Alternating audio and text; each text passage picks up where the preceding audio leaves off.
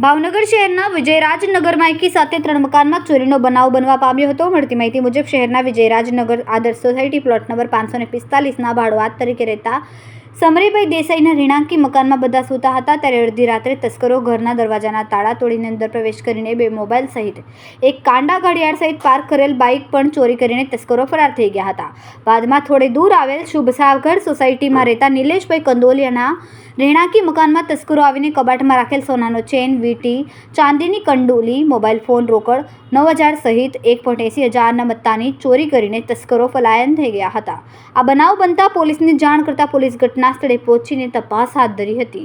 જ્યારે 3 લાખથી વધુના મુદ્દામાલની ચોરી થઈ હોવાનું પણ જાણવા મળ્યું છે. ઓકે, તમારું નામ શું બનાવ બન્યો છે? મારું નામ દેસાઈ સમીર છે અને અમારા ઘરે ગઈ રાત્રે ચોરીનો બનાવ બનેલો છે. વિજયરાજનગર પ્લોટ નંબર 463માં અમે રહીએ છીએ. 1.25 વર્ષથી રહીએ છીએ, ભાડે રહીએ છીએ. અને અમારા ઘરેથી એક મોટરસાઇકલ, 2 મોબાઈલ અને એક કાંડા ઘડિયાળ ચોરી થઈ ગયેલ છે ગઈ રાત્રે. રાતે 2 થી 6 વાગ્યાનો ટાઈમ પીરિયડ હશે.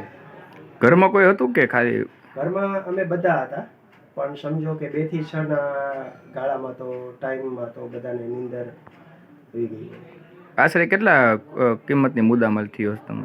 આશરે સમજો કે 25,000નું મોટરસાઇકલ, 30,000ના 2 મોબાઈલ અને 1,500ની ઘડિયાળ. કેમેરામેન બીજલભાઈ માલકિયા સાથે રિપોર્ટર ફિરોઝ મલેક, ભાવનગર.